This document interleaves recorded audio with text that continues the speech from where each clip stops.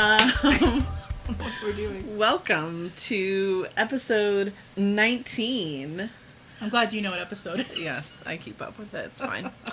But also very special. This is a first for us. It is. So it's kind of like episode 19, but also episode 1. For some folks. For some, yes. So we are not only being recorded, we're being recorded. Ooh. I forgot to do something very important. What's that? Turn that machine off. Oh, shit. It's fine. It's okay. It's fine. It's okay. It's okay. Don't cut this out. This is the magic of Don't cut this out. podcast. This. There's my butt. Bootay! You did a great job. How do you feel? Are you comfortable? And we're back. And we're back.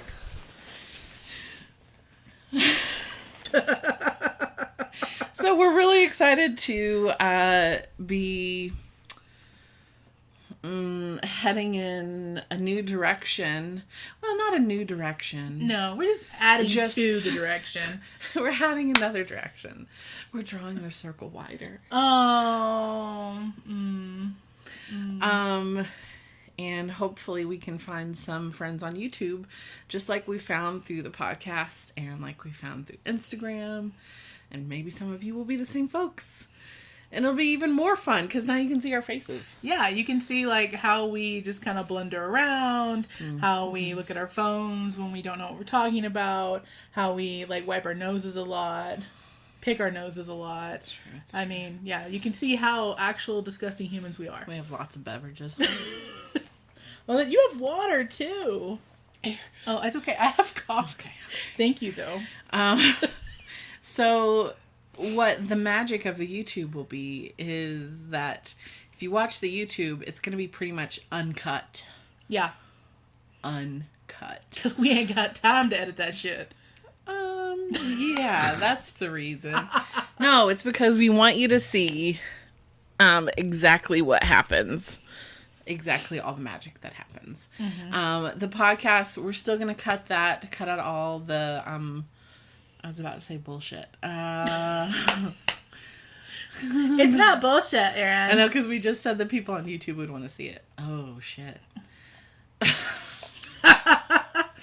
No, I think that we have to edit the podcast because podcasts are typically like an hour or so long. Yeah, and most of the time you're driving somewhere, you're going somewhere, or maybe you're at your, wherever, listening to it in your headphones. Like, a really long podcast can, like, I don't know, for me, there are some people that, like, do 3-hour podcasts, and it takes me, like, maybe a week to finish. So, we're trying to keep it on, like, we like to keep our podcast around an hour, right? Yeah. Yeah, so a little bit more. Yeah. So with that theme music, Right, exactly. Our Rickroll. Thanks, brother. Shout out to bro. Yeah, so like, but this can be like, this is more organic. You can see like just all the shenanigans that go on. If you're interested in all the shenanigans, even if you're not, here we are. Here we are. Fat faces in your face. Fat faces. We're at my house, in case you're wondering. We are. There's a window to our right. It's snowing. It's snowing, so we're watching beautiful snow come down as we're speaking to you. We're feeling... What are we feeling? Feelings check. Let's center ourselves right now. Feelings check. I feel good because I'm sitting very close to you. And that always makes me feel good. Is that cheesy? No. Good, because that's how I really feel. Yeah. Okay. I feel calmer than I did this morning. I was nervous about this being the first time we were filming together. But now that you're here, now that it's all set up, lights, camera, action, I'm feeling calm and happy and excited to talk about stuff today. Yeah. No, I'm really excited too.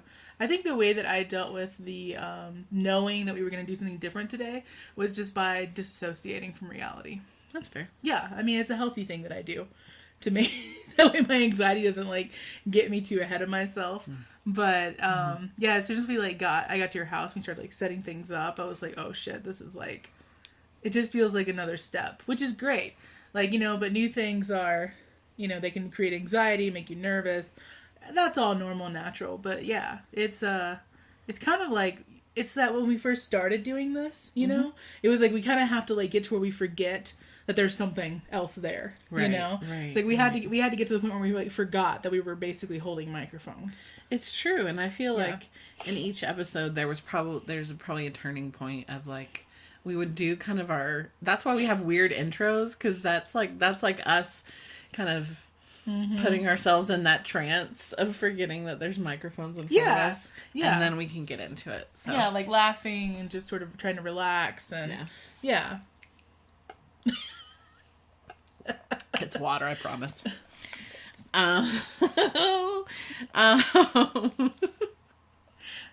So today this episode may feel like it's a little bit all over the place, because I think we've felt like there's been a lot going on, and we just want to reflect on some current things that have been happening, but also maybe share some stories from the past that some of this stuff is bringing up, that hopefully you can either relate with, or if you don't relate to it, you can learn more about what it's like to live in a fat body. Yeah, no, I dig it. Yeah. Where do you want to start? Well, I will say, the first thing that's on my mind is, this weekend, Sugarlet's Instagram got shut down. Some bullshit. Yeah. It's back now. Oh, it is back. Hallelujah. I had not heard. It's back. It's back up as of this morning. That's amazing. That brings up a lot of things. So let's walk through that. First of all, Sugarlet is the Instagram handle of a person who is a fat intersectional artist, photographer specifically, I think, but also does other visual art. Yeah, she works in other mediums. She has like paintings and they, them. Yes, pronouns they, them. Yes. So Shug McDaniel is their name, and we got to know of them because last summer they actually came up and kind of toured around the Pacific Northwest, and did some photo shoots around here too, and it was just amazing. And their photography and their visual art is just incredible. So good. The way that it captures fat bodies in almost like dream-like scapes, is like, for me, at once heartbreaking and makes my heart soar. Like, it does both of those things. It breaks me in a way that, like, I needed my whole life to see fat bodies that way, represented that way. And then it makes me just, like, so happy that that is a thing that now exists. Yeah. I mean, their art is the best, to me, the best, like, fat art I have ever seen. It's beautiful. I would say that to me, the first time I saw their work, I was like, this is transcendent. Yeah. Like, it was just, I don't think there's a better word for me to use than, like, transcendent art. And to have that be in the fat community, like, I've never seen anything like that before.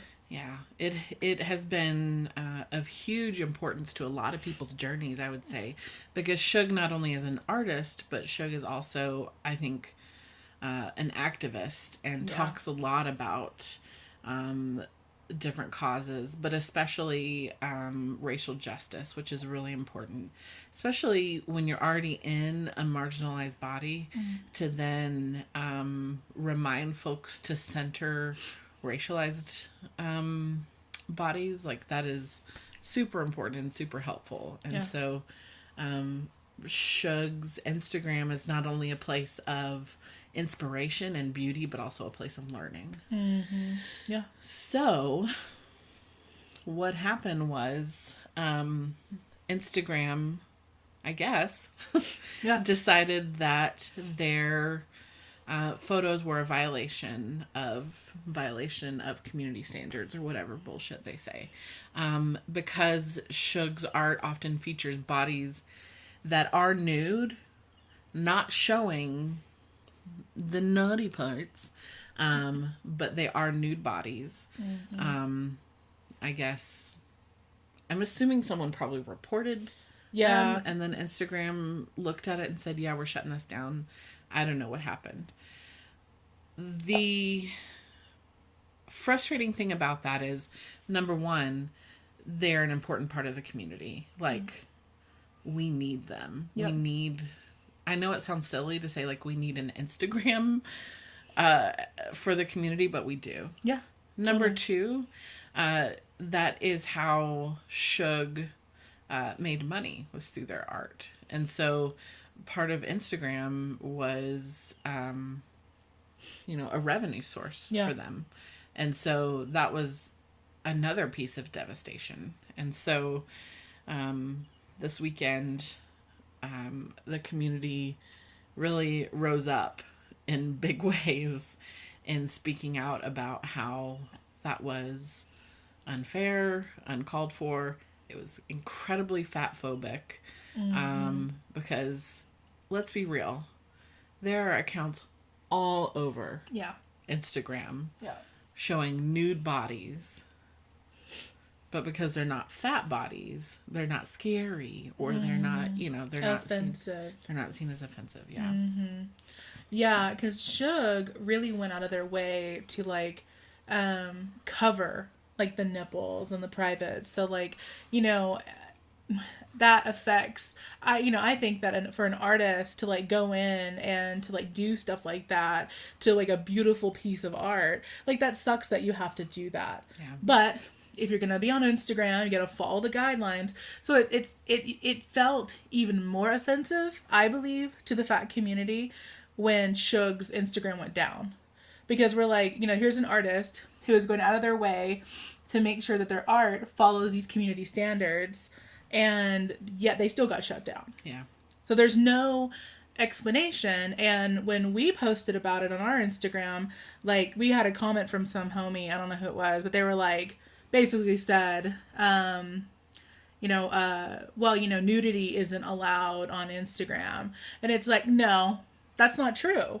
There are certain, you have to, cover certain things, but, there are tons, as Erin already said, there are tons of Instagrams that have tons of naked bodies, but fat bodies, and we also need to say, people of color, those Instagrams get shut down quickly, too. And they're not even, most of the time, they're not even, showing any nudity. It's just the content of their Instagram. Mm-hmm. People report it, they find it offensive, and then Instagram will shut it down. Yeah. And it's bullshit. And time again, it is marginalized bodies. Yes.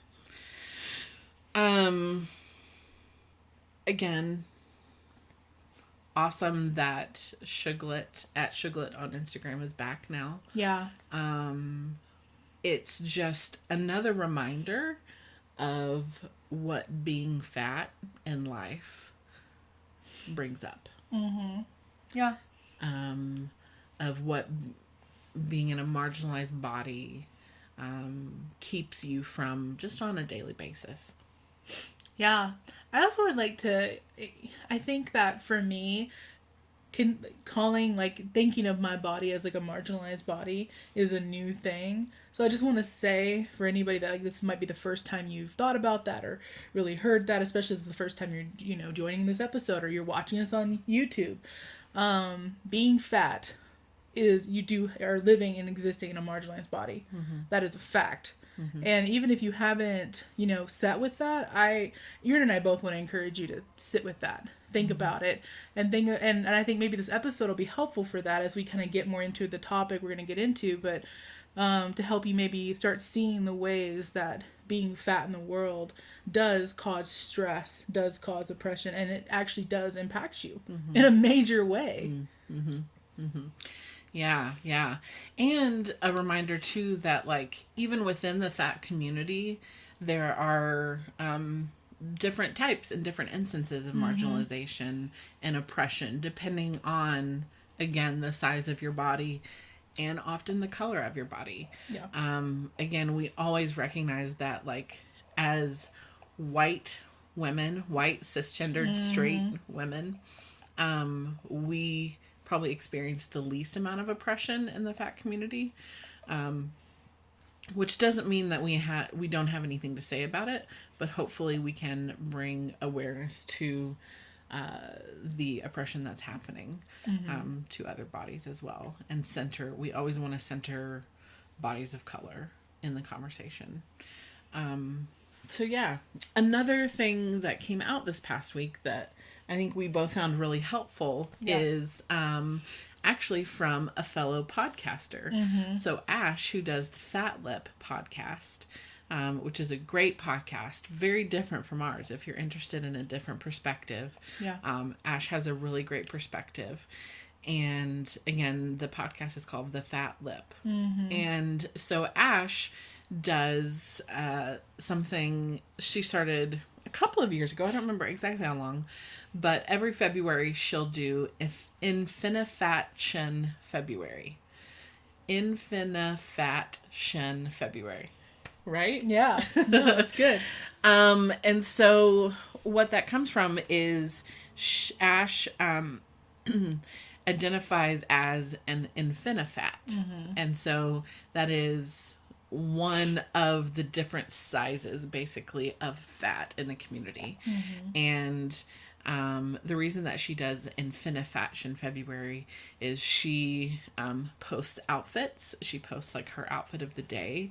And she does that to bring awareness of the really, really sparse amount of clothing options there are available to her size of fat, to Infinifats.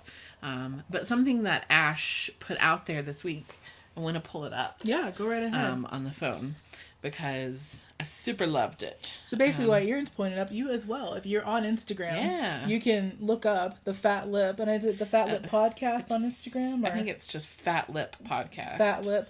If you start typing it in, you're gonna find Ash.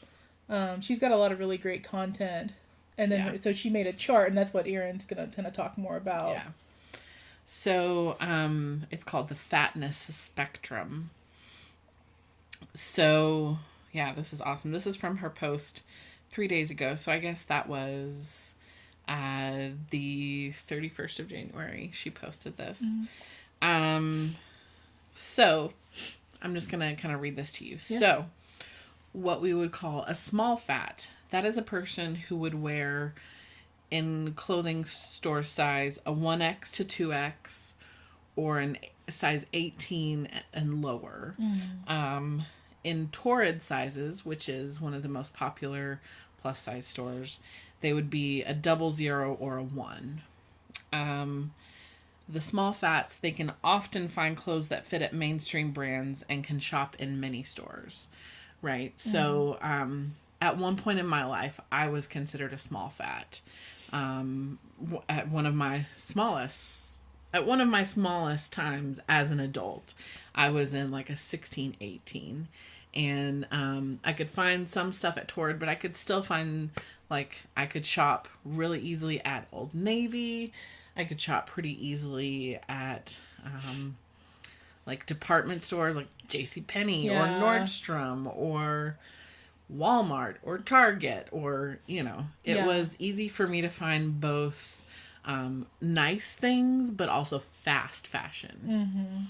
And sorry, I'm going to adjust. My leg's falling asleep.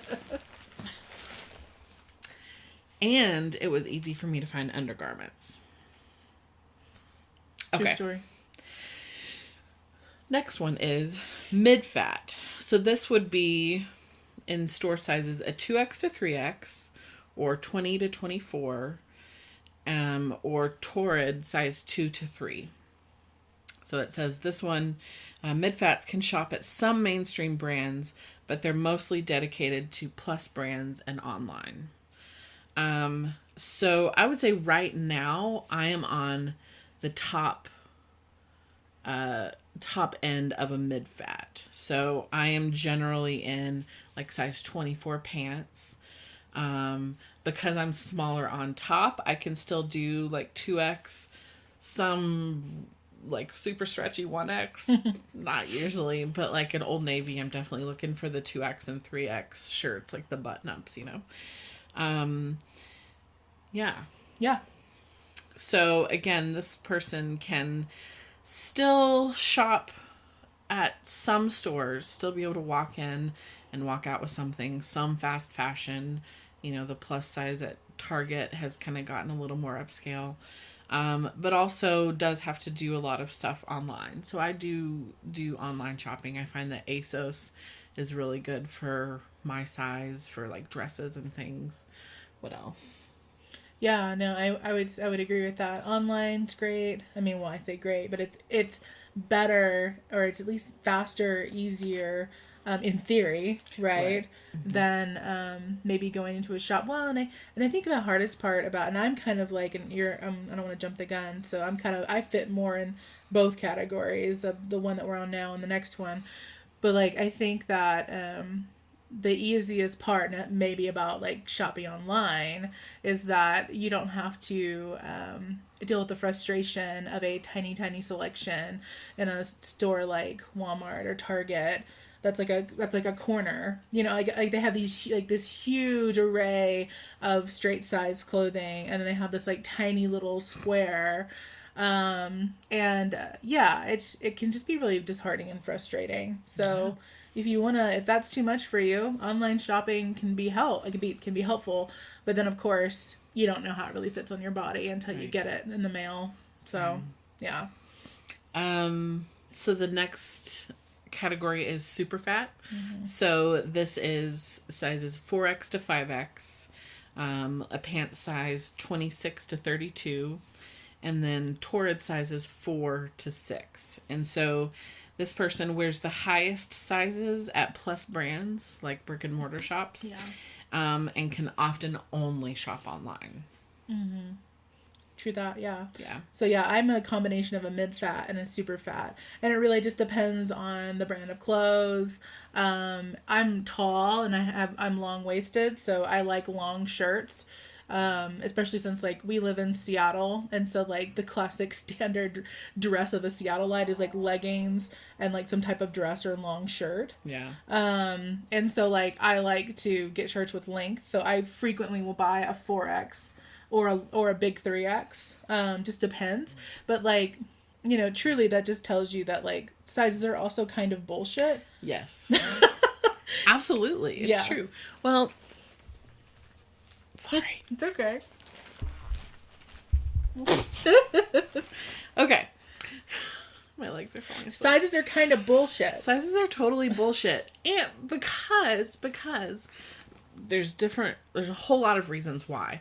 One of the main reasons that we forget though is like, just because a person is fat, like, doesn't mean they just like size up the same way. You know what I mean? Yeah, oh totally. Like if we just like proportionally got bigger, we would all be like 7 feet tall, you know? Right. Like that's just not how it works. No. And a lot of especially fast fashion clothing companies don't know how to size up their clothes correctly.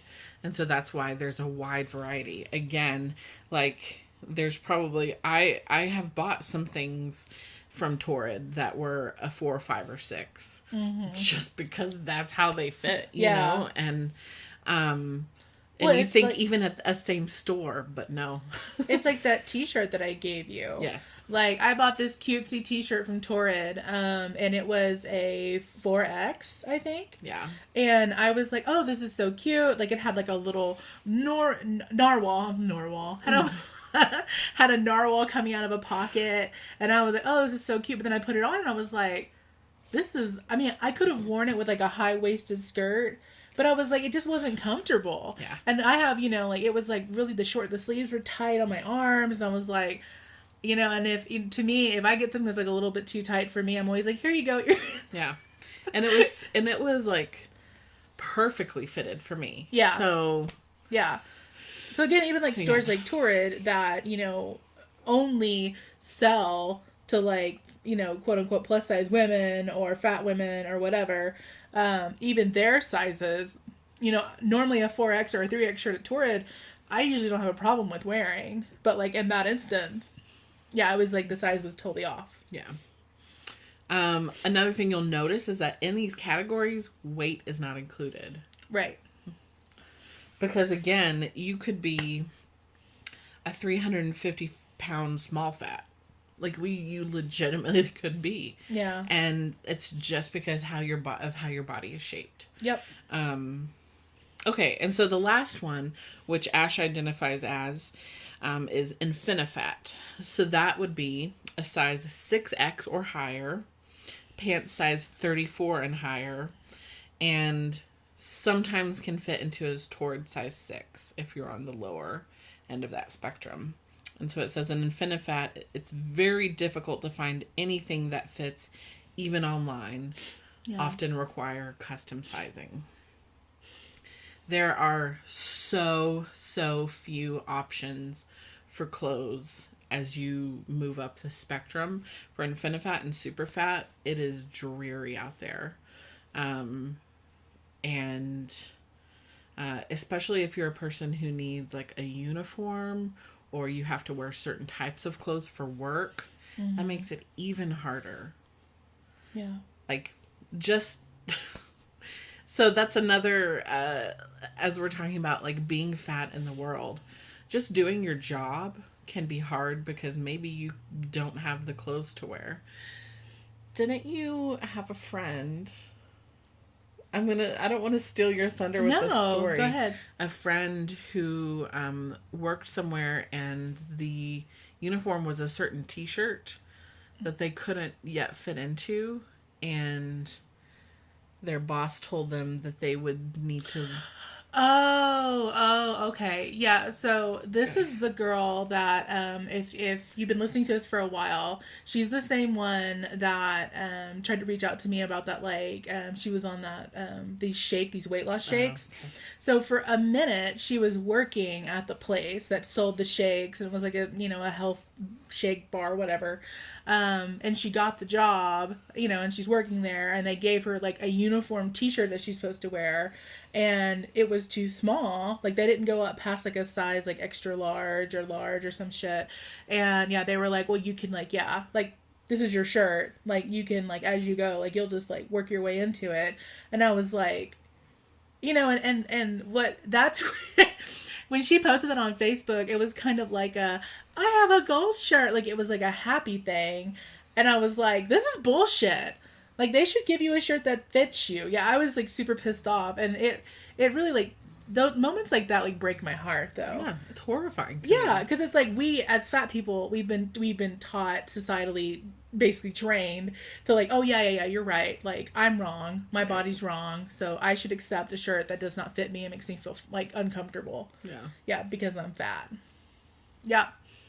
Bullshit. Anyways. Yeah. Yeah. So what are, so I guess I want to say, again, thank you to Ash for this. Yes. This has been really helpful and has brought up some really, really good discussions about how people identify and how probably even 4 categories aren't even enough because bodies are just so different. Mm-hmm. But it's a really great place to start for the community to have ways to identify ourselves and know that we experience different oppressions. A small fat is not going to experience as much oppression in the world and in everyday life as an Infinifat. That's just facts. Yeah. That's just how it is. And it's really helpful to recognize that too. Yeah, totally. Yeah. I don't know why, but as you're talking about all this stuff, going through that chart, I was thinking about something that, like, I just want to put the word out there for people to be conscious. Like, if you're on Instagram and you see people who, like, I have, I know, like, super crafty people who can, like, go to, like, thrift stores and they'll buy clothes and then they'll, like, hem them up. But, like, what really pisses me off is when a small straight size person goes to like, any type of store, especially a thrift store, finds a, like, plus size fat person dress, garment, whatever, and then sizes it down to fit them. Please don't do that. Please don't do that. It's really, like, it is so hard, even when you go to a thrift store, usually there's, like, 100 racks. I know I'm exaggerating, but usually, like, there's a lot of racks that's like straight size clothes, and then like the if you're lucky, there's there's like maybe a section that's for you, maybe, but like you're gonna have or the end of a rack, yes, you're gonna have one little bitty section at the end of a rack, or you're gonna maybe have your own section that's plus size clothes, and you're gonna have maybe one side of a rack. They're usually two-sided, right? So you're usually gonna have one side, and that's all you got. So like if you're one of those people that are repurposing like plus size clothes, please stop. Please stop. And I'm not hating on you if you're, if you're a fat person who is like buying clothes, and maybe it's like, like it fits you in the chest and it maybe not in the belly or whatever, like you live your life. But it's straight size people who, you have clothing options galore. Please leave plus size clothes alone. Thank you. Leave plus size clothes alone. I should have get the hair. Yeah, I should have been under the cover. Put some some really messed up eyeliner on, and then We love you. Good times. # leave Brittany alone. Oh, remember when we didn't really even know what viral videos were? Yeah. Oh yeah. I was talking to this guy at my new job who was like we were talking about like what type of millennial we are. And because when you're on the older side of the millennial spectrum, you're always trying to get yourself out of it. Like, I'm not a millennial, not me. And he was like, oh, he's like, yeah, I'm not a millennial because I remember life without computers. And I'm like, well, so do I. And I'm like 3 years younger than him. Yeah. I'm like, I remember life without computers. Because I remember playing the Lemmings game on our Apple with the Macintosh computer or whatever. So yeah, sorry, that was a tangent. I love it. No, it's a good one. It's a good one. You're a millennial asshole. I know you don't want to be, but you're still millennial. It's fine. Yeah, it's fine. It's really fine. Just breathe into it. Yeah, I have a lot of anger today. It was just great for our first YouTube video for me to be so angry. Well, okay, so what I thought might be interesting to talk about then was, we kind of got into it, was being fat at work. Whew. Take a breath. Yes. So one thing that always comes to mind for me is your chair at work, right? Mm-hmm. Because at least for me, I have a desk that I sit at a lot. Yeah. Or I'm in meetings a lot, or we're going to other chairs. And I would assume for any person, a chair makes a big difference, the comfortability of it. But especially for a fat person, when it's very likely that it's not going to be comfortable, it can be a hindrance to work. Mm-hmm. It can be literally a hindrance to work. If you don't fit in your chair, if your chair is incredibly uncomfortable. I remember there was one job where the chairs that we had to sit in the conference room to have meetings would literally leave bruises down the sides of my leg. Because we would have these meetings for 2 and 3 hours at a time, and I would be shoved into this chair, and I wasn't the biggest person in among my coworkers, so I can only imagine what other people were feeling too. It's very interesting to me, and I've started to realize how people don't really think about it if it doesn't affect them. I recently went into a brand new building. I won't name the name of it, but it was a nonprofit organization who raised a bunch of money and got to build this beautiful new building, which included a beautiful new office space. And we got to tour the whole building, and so we went into the office space, and I started looking around. They had the great new thing where they had the desks that you press a button and it goes up and down, right? So if you want to be one of those standing desk people, awesome. If you need your desk a little bit lower, awesome. Love that. I love the accessibility of that. I love that it was a button and not one of those cranks. Mwah. Okay, moving on. Their group workspaces where they said, okay, this is where we would gather to have, a meeting, like a team meeting, were those tall tables, like bar height tables with like bar stools. That's where they're going to have team meetings. And I can't keep my mouth shut. I never keep my mouth shut about anything. And it's so true. I was like, excuse me, tour guide. These tables where you say is where everyone has to go for conference meetings, like, what if someone's in a wheelchair?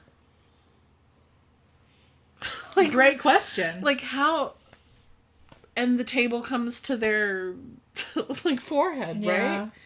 Like, and it's not only about fat accessibility. Yeah. It's about just accessibility in general. People don't think about these things. And in workplaces, it can be especially insidious because if you are, maybe if you don't have a disability that is easily recognizable, maybe if you're not in a wheelchair, but you have difficulties getting around, or if you are a fat person and you have accessibility issues, you can be seen as just a complainer. And it can affect your job. It can affect your job status. Yeah. So have you ever experienced anything like that, Amanda? Oh, yeah. Yeah. And as you were talking, though, like, I'm just thinking about how, because you said, like, it's like people don't think about it. And it's like, well, yeah, because it's people, for some reason, like, fat people are invisible. People in wheelchairs are invisible. Like, we're all, it's that whole paradox of, like, we're totally visible and invisible at the same time. Right. So it's like, of course they don't think about it. Yeah. And it, especially, like, when you think about, like, being that person who's sitting in, like, a really uncomfortable chair that's, like, leaving bruises on you, that's happened to me so many times. Like, going to, like, a concert, show, venue, and it's, like, those, like, terrible old, like, the metal seats that go up and down or whatever. Like, they're awful. Yeah. Like, they, like, will, like, literally squeeze the crap out of you. Yeah. And then, yeah, but it's, like, you just think, like, like, I'm not welcomed here. That's the feeling you get. And it's the same for, like, if somebody in a wheelchair, like, comes to work at this organization, they're going to be like, or if they come for, like, an interview and just get a tour or whatever, they're going to be like, well, obviously this is not a place for me. Yeah. They are not thinking about me. Yeah. And that's really the message. And it's a, I don't know if you would call it a microaggression or a macroaggression, but it's violence. It's violence against people. And I don't know if I ever really saw it like that, and especially, like, it really depends on I think the mindset here is so important, because if you really feel like, being fat is bad, or, this is bad, or I'm weird, or whatever. So yeah, okay, the world doesn't work for me because of that. If you really have that mindset, which is the mindset I grew up with, I don't know about you. Yeah. So, like, when you go into these spaces, you internalize it. Yep. Like, you blame yourself for, your discomfort. And then you just sort of, like, you don't say anything. You just internalize, which is, like, super destructive. Mm-hmm. So much shame. That's a whole other tangent. But, like, when you start seeing it the other way, which is that, no, like, these places should be accessible. My body should have a comfortable place to sit. This table should be accessible for people of all heights, all abilities, so on and so forth. When you start thinking of it that way, it's like, what I love about it, number one, is that it's true. That's the way it is. Mm-hmm. But number two, it removes the shame. It takes it off of the person, the individual, the marginalized individual, and puts the responsibility on this company, these giant corporations, these nonprofits, small and large, like, whoever you are. Like, these are things that matter. Mm-hmm. I mean, it doesn't take usually that much more money. No, it really doesn't. And the sad part is that organization companies then are missing out on the benefits of having those people. Yeah. Again, I want to recognize too, this happens a lot culturally to people of color. They come in and find workplaces maybe that aren't physically unwelcoming, but incredibly culturally unwelcoming. And then they get the message, I'm not welcome here. And time again, these organizations and companies and workplaces miss out on so much that these people can be bringing to their staff. Yeah, absolutely. When it's in it's purposeful, like they're not thinking. I mean, and we can try to justify it. We can try to say, "Oh, woe is the straight-sized white person," right. Like who doesn't think about, yes, so hard. But it's like, no, like you legitimately just, you don't want the people there. You don't want different people there. You want people like you. Yeah. Like, let's just say it. Yeah. As you were talking, you brought up another thing. Oh, good. And that is being fat while trying to be entertained. So going to concert venues, theaters, movie theaters, sporting events, all of those things. Every single one of those places, I have experienced some extreme fat phobia and fat violence. Yeah. Yeah. I want to hear your stories. Well, I want to tell you a story of success. Oh, good. Is that, and maybe it can help some folks out there if it's something you struggle with. My husband has been on the podcast before, and he also identifies as a fat man. And I think he would probably identify himself in those categories as an Infinifat. So he is a person that, while he is a white male, a white straight male, he experiences quite a bit of oppression based on his body size. And so when we first met, when we started to get to know each other, I said, oh, I love going to like concerts and live theater. And I love going to those things because I just do. Like, it's fun for me. I love something happening on stage, that I can connect with. Yeah. I'll pretty much go to any kind of live arts event. I just love it. And, he pretty quickly was like, yeah, no, I don't like any of that stuff. I don't like to do any of that. So I was like, that's disappointing. Like, I was already like super into him, and then I find this out, and I'm like, okay, well. So I actually spent several of the first years of our relationship, like when I wanted to go to the theater or go to a concert, I would go with someone else. And he would always be like, yeah, it's totally fine. He always seemed super okay with it. I hope he's okay with me telling the story. I think he is. Sorry, Wayne. Love you, Wayne. Late as we grow closer and closer in our relationship, we've been together for 9 years now. I pushed it a little more because there would be things come up like his absolute favorite band in the entire world came to town, and we had a chance to go. We had a chance to get tickets. I don't think he'd ever seen them live before, and he was just like, no. And I was like, what? Yeah. You love them. Yeah. And so that's when I started pushing it a little more. I was like, something else is here. And Come to find out.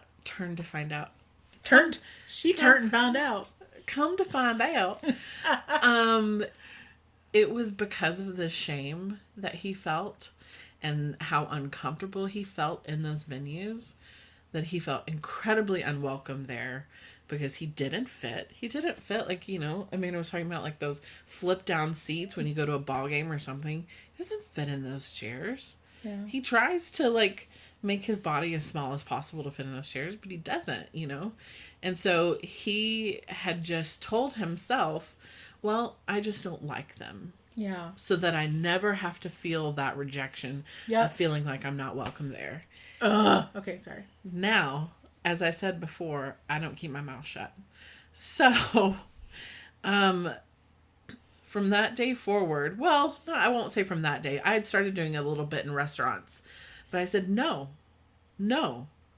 when we are going somewhere where we are the customer, where we are the patron, where we are the person shelling out the money, we will have a place that is comfortable for our bodies. I demand a place that is comfortable for our bodies. Yeah, damn straight. And so I would often demand those things on his behalf, much to his embarrassment at the beginning. But I think he realized I wasn't going to stop because I'm pretty fucking stubborn. And so since then, that our happily ever after ending, I guess, is that I have learned how to advocate for us so that we can do things. We saw Hamilton. We've gone to concerts. We've done some really fun and cool things that we would have never done before because we were so afraid of that rejection. And I will say it's exhausting having to advocate for yourself constantly in that way of always having in your mind, okay, we're going into this restaurant. I'm going to have to say, we can't sit at a booth. We need, chairs with no arms on them, all of those things. If we see this event that we want to go to, I'm going to have to call them directly. I'm going to have to wait, for an operator. I'm going to have to talk to them about the seats, send me a picture of the seats, that kind of thing, But that's what we've learned to do, and that's what we have to do in order to have those fun experiences, because we're fun people. We're cool people. We like to do things. You are cool people. We want to go out in the world and experience everything that everyone else gets to experience. There's no reason that the size of our bodies should keep us from that. Damn straight. It was a really long story. No, I love it. But it's I think it is super helpful. Especially, and I think maybe this is maybe like an undertone of your story, but I also think like it's super important that you noted that like you are the one advocating for your husband. And I think, often if you're somebody, I don't know, maybe this is the wrong thing to say, but if you're the person who is an Infinifat or like super fat or whatever, and you feel like you have the emotional energy to like advocate for yourself, like more power to you. If you're in a relationship with somebody who is a smaller fat or somebody who is straight size, like I think it's fantastic when those people advocate for their partner. I just think because, usually if you're a smaller fat or if you're straight size, especially if you're like at a restaurant or like, you're face to face with somebody, it's so much harder for a person in a larger body. The larger your body, the harder it is to like ask for the chair, ask for the comfortable seating, to make a scene, quote unquote. But it feels, from my perspective, easier for the person who's in the smaller body to advocate and be like, hey, like this isn't okay and like we need this. So like anytime that if you're a smaller fat listening to this or just a straight side person listening to this, like, and you're in those situations with a friend who is bigger than you, take that opportunity to be a good ally to those friends, the people that you care about. I mean, I know that like your fat friend won't want to make a scene, but like truly it will mean a lot. And even like Erin and I, like, I'm a little bit bigger than Erin. It doesn't really matter. I'm just saying it for like this story. When we went to see Little Bear's show, and like the seats were super small and tight, and Erin all of a sudden like disappears, and I'm like, where'd she go? Like I thought like I had no idea what was going on. I was oblivious. But Erin saw me like squeeze down this aisle and like sit down, and I'm such a like in recovery from like not rocking the boat person. But I was just like, this is the way it is. And I just went with it. And then all of a sudden Erin disappears. And then like all of a sudden she comes back and she's like, hey, come on. They're going to sit us in the back. And like before I know it, me and Erin are sitting in like this VIP section. They're giving us like these gift bags that come with the VIP stuff. And Erin's like, do you hate me? Don't hate me. Don't hate me. I complained. Don't hate me. And I'm like, no, I don't hate you. Which I'm not saying like Erin advocated because she's smaller than me and that was her responsibility. I'm just saying that Erin is so much more attuned. I'm getting attuned. I'm building like this muscle, because you just have to, like, it's a practice, right? But like, you're in so much more attuned in that moment. Like, she advocated for both of us. And like, we were comfortable, way more comfortable in that booth than we were, sitting crammed up on these tiny little chairs awful, next to all these people. Yeah, it definitely was not a fat friendly situation. Yeah. So I think advocating is a super big deal. Yeah. But especially if you feel like, I just think it's important to point out, if it's small fat, straight size, like, speak up. Your voice is a lot more powerful, unfortunately, than the person who is, overwhelmed and feeling anxious and sweating and like, oh my God. And yeah, I love that you brought that up, because I think I hear a lot from straight size friends that they don't know necessarily how to be an ally in both a helpful way, but a caring way, like to not embarrass. So obviously I was kind of reckless in my relationship with Wayne, but I think with our dynamic, I felt okay about it because he was my boyfriend, fiance, husband, so, I think there is never a reason. So let's say you're going to a restaurant, you're going to happy hour with your friends. There is never a reason not to be sure that the seating is accessible. Even if none of you are fat, it's always worth it to ask or make some kind of comment about it, even if you're not the fat one and even if nobody in your group is the fat one, because you're just adding to the noise, because maybe that's what that restaurant needs to hear. Maybe they've heard it a couple times from folks that they're like, whatever, you're not going to come back anyways.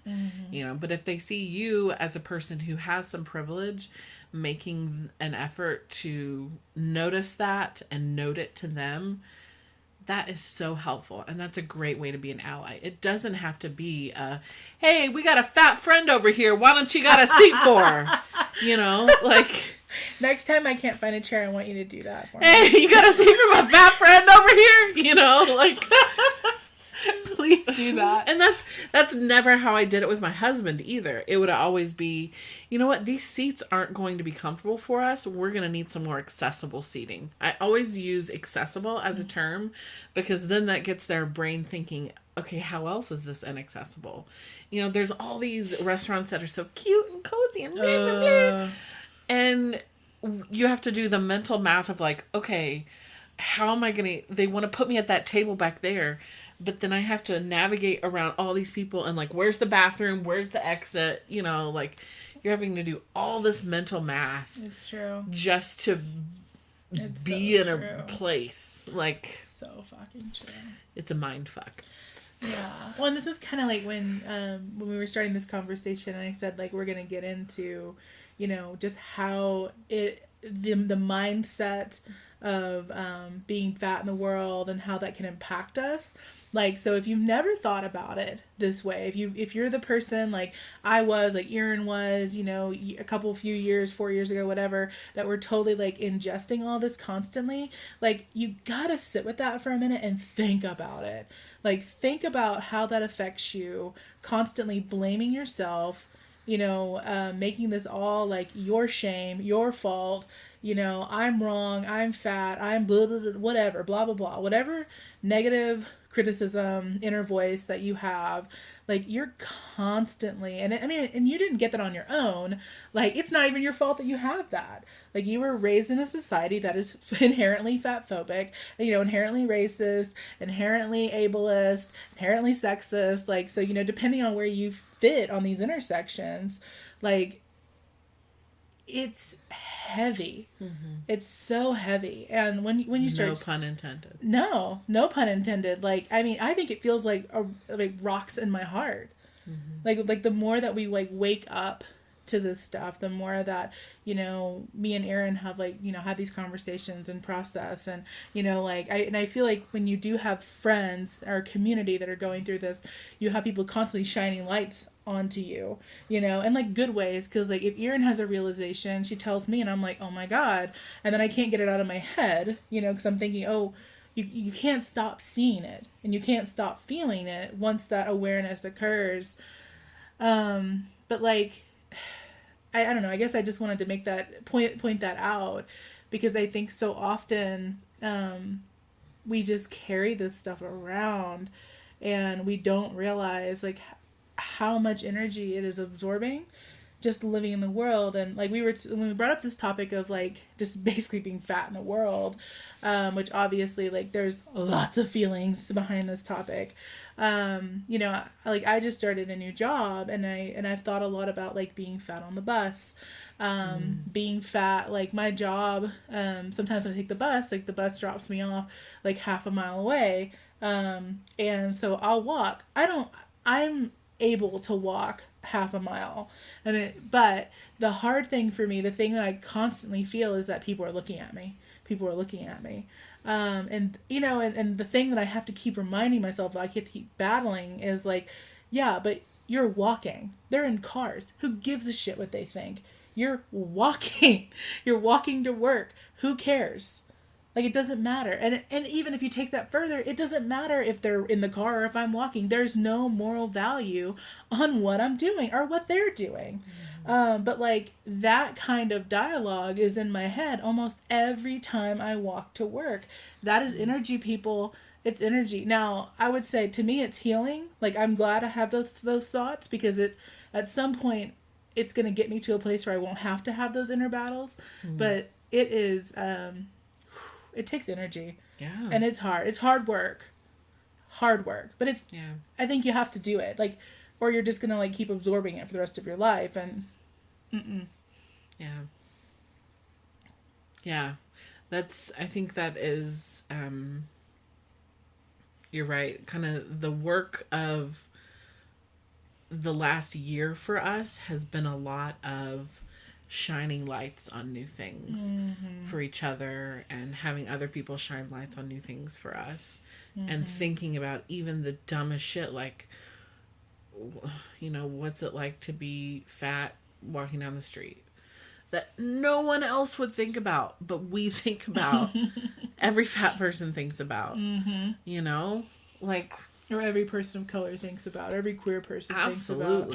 Like, you know, there are just things that we do on a daily basis, other people do on a daily basis, that, you know, depending on how much privilege you have, you know. And I know for me, I mean, I know we grew up in like the same area. It's like, you know, when you grow up in like an basically all white neighborhood, town, whatever, like you're in this like privilege bubble, and you don't, like, there are things that you feel, but, you know, because nobody else is talking about it, you think it's just you can kind of isolate it. But then as soon as like you get out of that, you know, suddenly it's like there's just, yeah, it's just almost like you walk out into a spotlight, you know, and then like suddenly you're faced with all your own privilege and all the oppressions that you do experience. Yep. Like, it's a hot mess.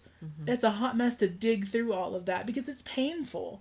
It's painful, number one, to see, like, you know, your own privileges and the own way that you've been a bad ally, or that you've been racist, or that you've been sexist or ableist or whatever in your own life, you know. But then there's also the pain of looking at other people and going like, why didn't you tell me this stuff? Like, why didn't anybody, you know, like, why did nobody talk about this when I was growing up? Like, why am I just having to learn this now as a 30-something-year-old adult?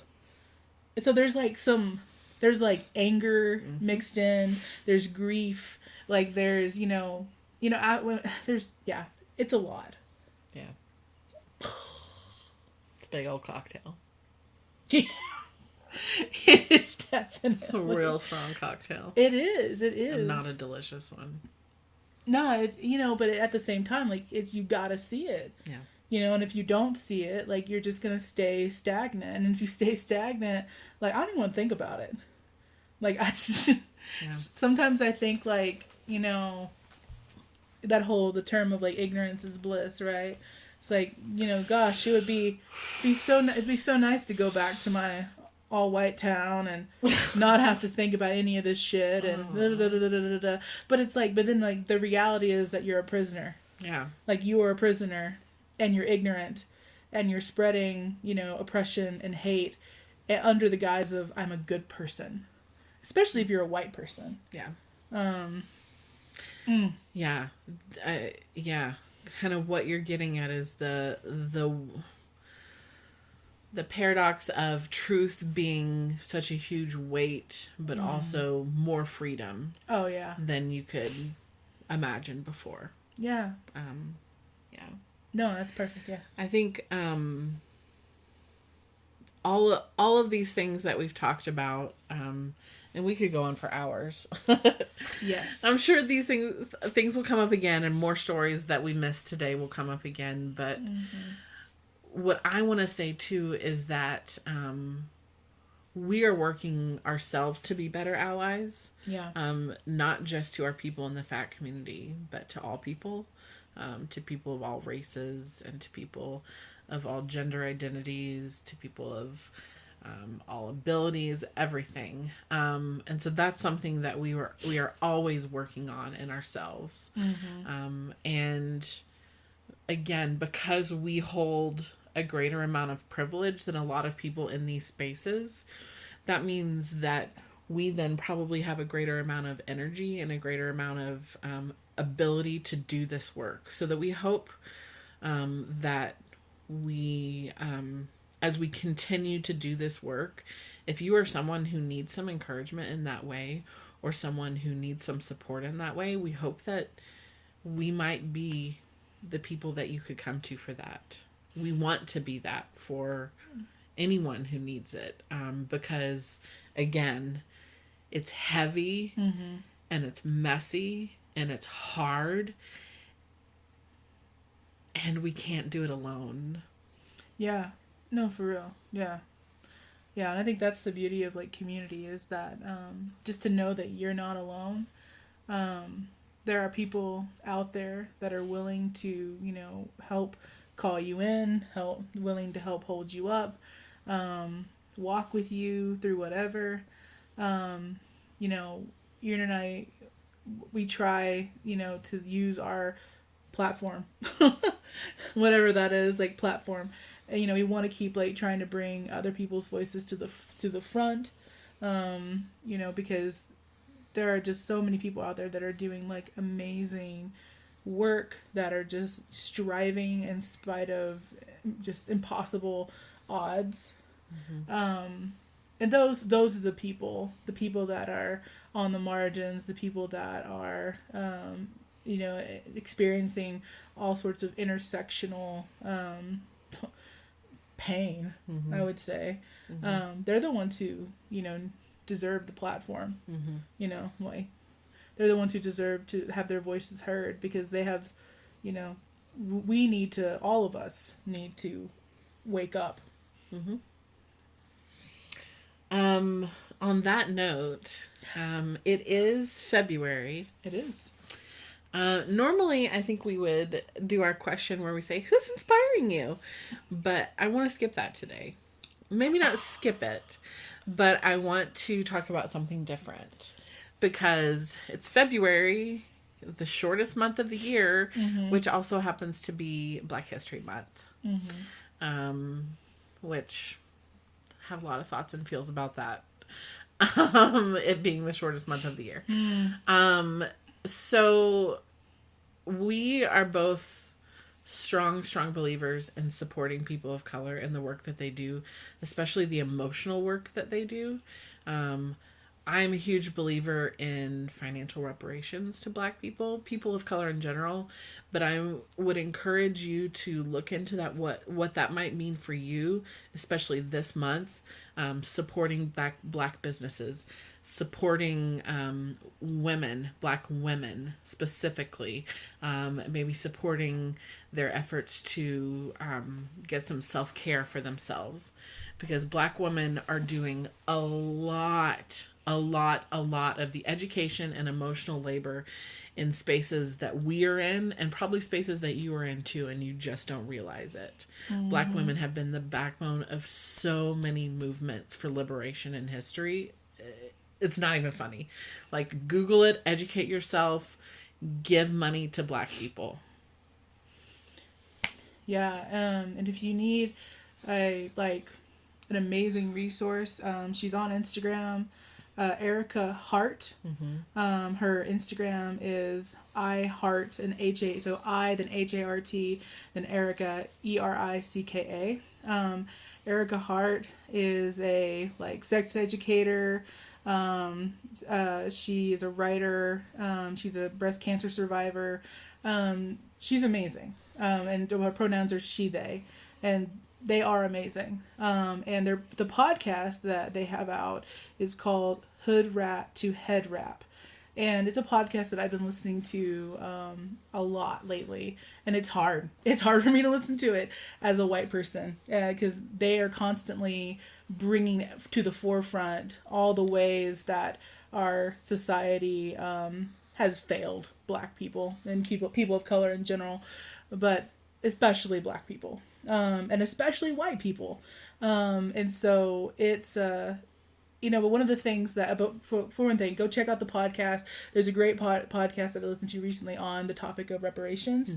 So if it's a free resource, it's emotional energy that, Erica does not have to put out, and they do. But it's a huge privilege to have that resource as a white person. But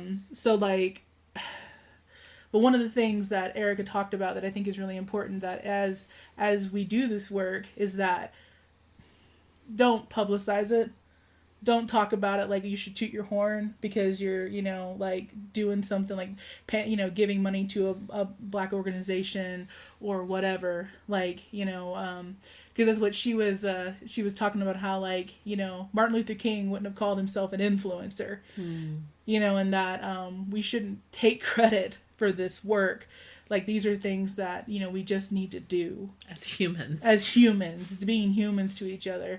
So I also want to say that we're not here to because, what Erin and I do, with our money, with our financials, with our time and our energy, we're trying to, to put it out there, but we don't want to to put it out there in a way of bragging. Yeah. I will never tell you about what I do, but I will always encourage you to educate yourself and look into those types of things. That's right. Damn straight. Thanks for bringing that up, Amanda. Yeah. Well, I wanted to say that last. Oh, okay. Gotcha. Because I feel like that's what I want to leave you with. This is what we want to leave you with this February. We should be thinking about racial justice all year long, but while it's in fashion, I guess, to be at the forefront of our minds, commit yourself to making a true difference this month. Yeah. Thank you so much for being with us today. This has been really fun. It was really fun. It's different. It's not so different because, this is kind of how we record. This is literally how we usually sit. We sit next to each other, but we're usually holding the microphones. Yeah. We put them on stands. So, I hope that you'll see more of our fat faces in the future. If you like it, give us a subscribe, maybe. Yeah. How does YouTube work? Yeah, something like that. Don't people point subscribe? Subscribe. I don't know. But you can also subscribe to the podcast, ye who are listening. So thank you so much for listening. We love you so much. Yeah, thank you guys. Bye, fat faces. Mwah.